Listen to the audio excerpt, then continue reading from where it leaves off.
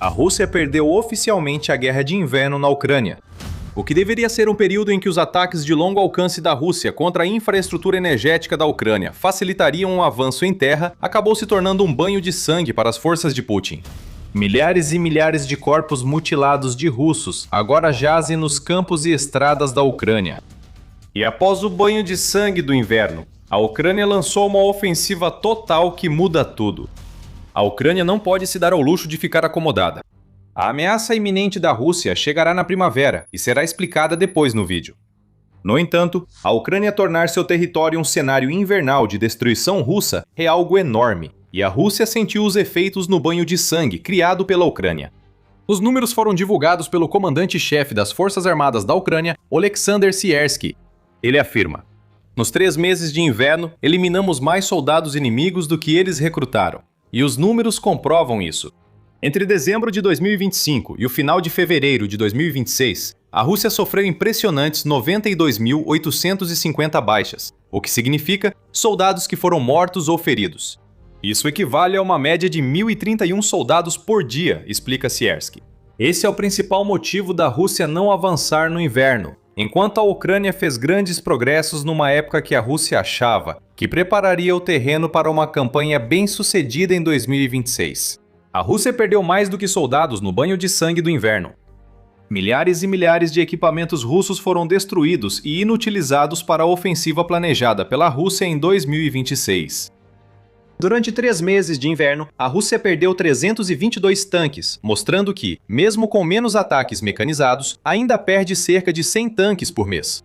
Isso não é ideal para um país que está construindo e reconstruindo apenas cerca de 400 tanques por ano, dos quais alguns são T-80 reformados, em vez dos mais novos T-90, que a Rússia fabrica a uma taxa de cerca de 250 por ano. Junto com as enormes perdas de tanques, a Rússia também perdeu 430 de seus veículos blindados de combate durante o inverno, além de 110 sistemas de lançamento múltiplo de foguetes e 2.967 unidades de artilharia. A Ucrânia inutilizou 55 sistemas de defesa aérea russos, abrindo corredores aéreos mais seguros para ataques com drones e mísseis na Rússia e territórios ocupados. 5 aviões e 1 helicóptero russos foram abatidos pelo fogo ucraniano, e até mesmo no quesito drones, a Rússia perdeu 65.269 drones, que eram vitais para suas operações na Ucrânia. A Ucrânia também destruiu 65 equipamentos especiais, não especificados durante o inverno. No setor de veículos, a Rússia perdeu ainda mais que os tanques e blindados destruídos pela Ucrânia. Outros 11.927 veículos desapareceram para sempre das Forças Armadas russas. Esses veículos incluem motocicletas, caminhões e outros transportes que a Rússia passou a usar mais para mover tropas, após a guerra de Putin afetar fortemente seus estoques de tanques e blindados. Ah, e a Ucrânia, mesmo com pouca marinha, também foi eficaz na água no inverno. Ela destruiu um navio e um submarino, enfraquecendo ainda mais a frota do Mar Negro, que já foi forçada a recuar tanto de sua base anterior que quase não atua mais no Mar Negro. Nada ocorreu como planejado pela Rússia. O Atlantic Council relatou em 26 de fevereiro que a Rússia tem uma estratégia específica para o inverno de 2025 e início de 2026. Bombardeios de mísseis e drones deixaram civis ucranianos no frio intenso e escuridão, destruindo a infraestrutura de energia e aquecimento. O objetivo da Rússia era congelar a Ucrânia, forçando sua liderança a ceder na guerra ao impor um fardo tão pesado sobre os civis que o país não teria outra opção. Como afirma o Conselho, a Ucrânia deveria se tornar inabitável, um país que não valeria a pena defender, pois a Rússia teria desmontado tudo o que fazia dela um Estado soberano. O objetivo é tirar da Ucrânia a capacidade de defesa industrial e destruir condições básicas para um padrão mínimo de vida. Funcionários do Kremlin esperam que isso quebre o moral ucraniano e permita que Putin dite os termos da paz, segundo o Atlantic Council. A estratégia russa de guerra no inverno falhou. Com a primavera, a Ucrânia pode usar os meses mais quentes para reconstruir sua infraestrutura energética e industrial destruídas. Sobre a Rússia, ao tentar tirar a Ucrânia da guerra, aterrorizando seu povo e Estado, o Kremlin claramente perdeu o foco em suas forças armadas. Mais de 90 mil soldados russos morreram ou ficaram feridos em apenas 3 meses de combates. Para contextualizar, A Rússia perdeu só um sexto desse número em sua guerra de 10 anos com o Afeganistão, de 1979 a 1989. Parabéns, Putin! Você criou um exército ainda menos eficaz que o que fracassou ao tentar tomar o Afeganistão na era soviética. A saída do general Inverno da Ucrânia não significa que a situação da Rússia melhorou com a chegada da primavera. Putin enfrenta uma contraofensiva ucraniana, que abordaremos em breve. Além disso, mesmo com a chegada do clima mais quente na Ucrânia, a Rússia continua perdendo um número catastrófico de soldados. A Nova Voz da Ucrânia informa que o Estado-Maior do Exército Ucraniano relatou que a Rússia perdeu 960 soldados apenas entre 1º e 2 de março. Claro, isso é um pouco abaixo dos 1.031 soldados que a Rússia perdia em média no inverno, mas ainda se mantém em cerca de 1.000 soldados por dia, mostrando que o banho de sangue do inverno deve virar um massacre na primavera. Mas olha, Putin pode pensar consigo mesmo. Perder grandes quantidades de soldados não é novidade para minha invasão da Ucrânia. Enquanto a Rússia estiver conquistando o território em troca dessas perdas, então o banho de sangue do inverno vale a pena. Desculpe, Putin, mas isso é um problema maior para a Rússia.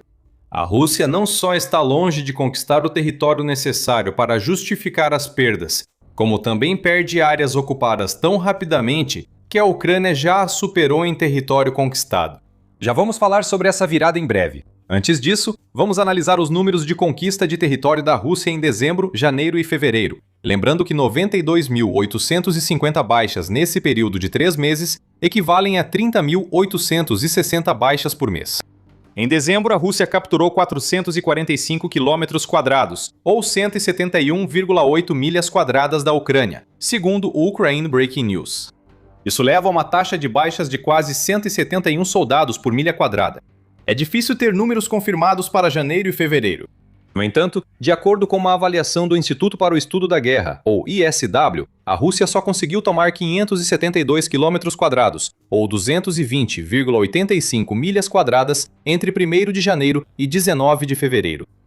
Isso equivale a 4,4 milhas quadradas por dia. Se a Rússia mantivesse esse ritmo até o fim de fevereiro, conquistaria mais 39,7 milhas quadradas da Ucrânia.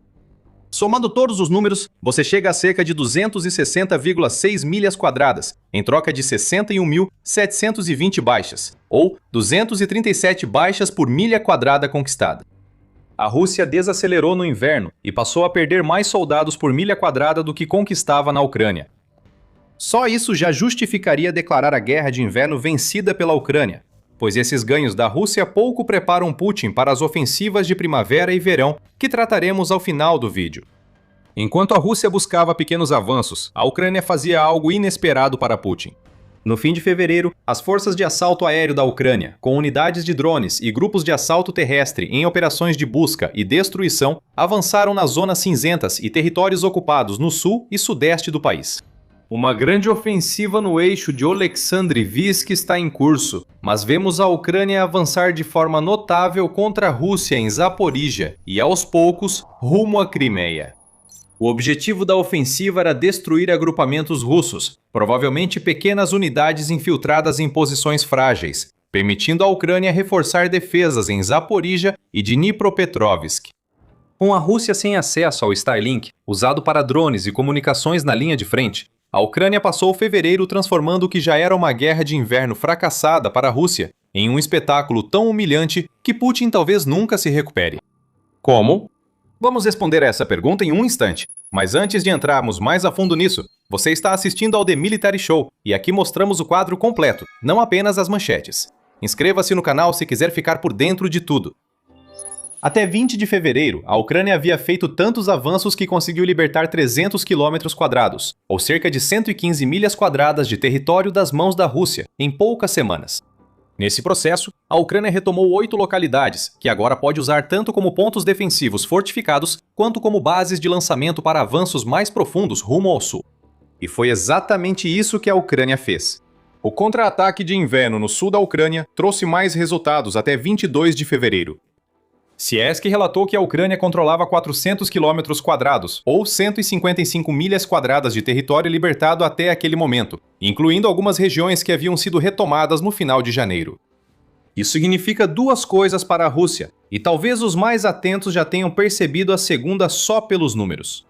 Primeiro, o que era para ser um avanço russo na Ucrânia durante o inverno se transformou em um contra-ataque ucraniano, mesmo enquanto a Rússia envia mais soldados para moedor de carne. A Rússia não só está falhando em romper as defesas da Ucrânia, como também é obrigada a assistir enquanto a Ucrânia mostra para a Rússia como se faz isso no sul do país. Em segundo lugar, e mais importante, a reviravolta do inverno é tão extensa que faz com que, pela primeira vez desde agosto de 2024, quando a Ucrânia contra-invadiu Kursk, o país esteja recuperando mais território do que a Rússia conquista. Segundo o Euromaidan Press, o Deep State, projeto de monitoramento de inteligência de fonte aberta, afirma que a Rússia conquistou ainda menos território do que o ISW relatou em janeiro e fevereiro. De acordo com o Deep State, a Rússia capturou 245 quilômetros quadrados, ou 94,5 milhas quadradas da Ucrânia em janeiro, e na sequência capturou uns pífios 126 quilômetros quadrados, ou 48,6 milhas quadradas em fevereiro. Se esses números forem corretos, a Ucrânia recuperou mais território entre o fim de janeiro e fevereiro de 2026 do que a Rússia conquistou no mesmo período. O que isso significa é que um inverno ruim se tornou desastroso para Putin. O melhor cenário para a Rússia teria sido alguns meses de estagnação, talvez com alguns pequenos avanços aqui e ali. A Rússia enfrenta a Ucrânia avançando no sul, possivelmente recuperando mais que o triplo do território que as forças enfraquecidas de Putin conseguem tomar. O banho de sangue foi em vão. O equilíbrio da guerra na Ucrânia agora favorece totalmente a Ucrânia. Taras Shmut, que é o chefe da Fundação Volte Vivo, além de ser membro do Conselho de Supervisão da Ucrânia, da Agência de Aquisição de Defesa, ele disse o mesmo em 1º de março no Facebook: "A Rússia perdeu a batalha do inverno e nós vencemos." O primeiro dia da primavera, o dia ensolarado, está ficando mais longo. Continua esquentando. A Ucrânia continua sua luta. Na linha de frente, pela primeira vez em meses, ou talvez anos, passamos a liberar mais território do que perdemos. Esta é a desrussificação da Ucrânia na maior escala que vimos em anos. A Ucrânia converteu o banho de sangue do inverno em uma ofensiva que mostra o desgaste crescente da Rússia, enquanto Putin tenta se preparar para uma primavera e verão que deveriam trazer grandes ganhos aos russos. Porém, há uma ressalva. Apesar da impressionante campanha de inverno da Ucrânia, este não é o momento para complacência. Como já mencionamos várias vezes, a Rússia tem grandes planos para o restante de 2026, embora em breve você vá conhecer as grandes dúvidas que pairam sobre esses planos, após os guerreiros de inverno da Ucrânia terem conquistado tanto em apenas 3 meses. Zelensky explicou esses planos, destacando que começam com o aumento dos ataques russos de mísseis e drones que a Ucrânia enfrentou durante o inverno. Enquanto as forças da Rússia capitulavam, ou, na maioria dos casos, morriam no campo de batalha, a Rússia mantinha sua estratégia de ataques aéreos contra as cidades e a infraestrutura energética da Ucrânia. Durante os 3 meses de inverno, Zelensky afirma que a Rússia lançou 738 mísseis, 14.670 bombas aéreas guiadas e quase 19 mil drones de ataque contra a Ucrânia. Um dos maiores ataques isolados da Rússia ocorreu em 6 de dezembro, com 700 alvos aéreos, incluindo mais de 50 mísseis, como parte da campanha terrorista já discutida. A única salvação que a Rússia tem, à medida que a guerra avança para a primavera, é que ela pode continuar bombardeando a Ucrânia à distância, mesmo enquanto suas forças terrestres estão sendo repelidas ou morrendo aos montes. Mesmo com esses mísseis e drones, o exército russo terá pouca vantagem antes da ofensiva terrestre planejada pela Rússia. O Instituto para o Estudo da Guerra e a TVP World já relataram sobre essa ofensiva planejada. Segundo a última, baseada em dados do Deep State, a Rússia planeja um grande avanço no leste da Ucrânia, com mais de 100 mil soldados. Curiosamente, isso é bem menos que os 170 mil soldados enviados pela Rússia para tomar Pokrovsk no verão de 2025 e início de 2026. Como a Rússia pretende enfrentar o cinturão de fortalezas de Donetsk, ainda mais fortificado que Pokrovsk, com 70 mil soldados a menos, continua um mistério. Mesmo assim, 100 mil soldados no leste superam a maioria dos exércitos ativos da Europa. O Instituto para o Estudo da Guerra informa que a Rússia iniciou ataques de artilharia no leste da Ucrânia para preparar um avanço maior em Donetsk. Há indício de que a Rússia quer avançar para Zaporizhia e Dnipropetrovsk, como já mencionamos, para a primavera e verão de 2026. O que a Ucrânia faz no sul pode ser a libertação de território para se preparar para o próximo aspecto da ofensiva russa. O plano da Ucrânia pode forçar a Rússia a gastar mais reservas para recuperar assentamentos do sul libertados. Mesmo que fosse possível para as forças de Putin, isso enfraqueceria ainda mais um contingente já menor em Donetsk do que o reunido para o verão de 2025. a Rússia pode estar ainda mais ambiciosa do que parece. Segundo Zelensky, os planos da Rússia vão até 2027, e em um revés para Putin, a Ucrânia obteve esses documentos, sabendo agora o que a Rússia pretende. Reconhecemos que as diretrizes deles seguem válidas. A ocupação do leste do país, especialmente Donetsk e Lugansk. Eles sem dúvida querem continuar na direção da região de Zaporizhia e também em direção a Dnipro. Está difícil para eles, mas estão de olho na região de Odessa, disse Zelensky em 2 de março. Ter esses planos é ótimo para a Rússia, mas como Zelensky destaca e os altos custos das falhas russas no inverno mostram, o país não tem capacidade para executá-los. Vemos essas direções, mas esses mapas ainda não refletem a realidade, pois eles não conseguem cumprir as tarefas, afirma Zelensky. E como destaca o Times, a Rússia agora está oficialmente recrutando menos soldados voluntários para a guerra de Putin do que está perdendo no campo de batalha. O veículo aponta para números compartilhados por autoridades ocidentais, que são ainda piores para a Rússia do que aqueles apresentados por Sirski.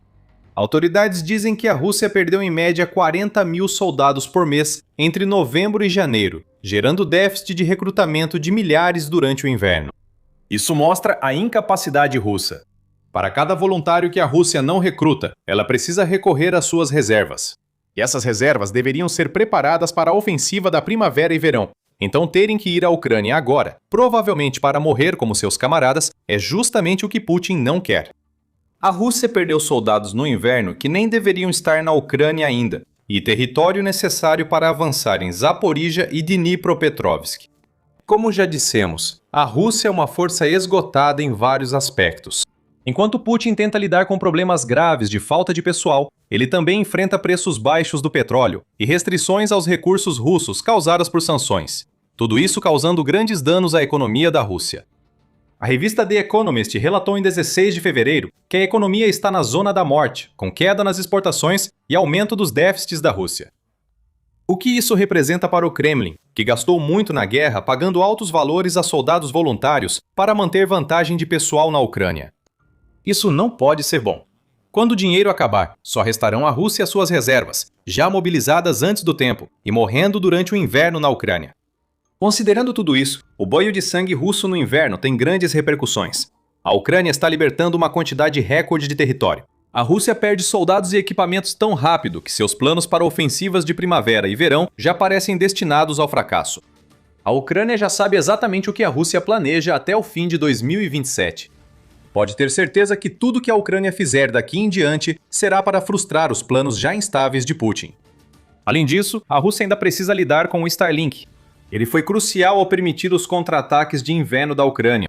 Para saber mais sobre o desligamento do Starlink e seu impacto em mais de 700 mil russos combatendo na Ucrânia, assista ao nosso vídeo. E se você gostou deste vídeo, não se esqueça de se inscrever no The Military Show, para estar sempre um passo à frente quando se trata dos últimos desdobramentos da guerra na Ucrânia. E como sempre, muito obrigado por assistir.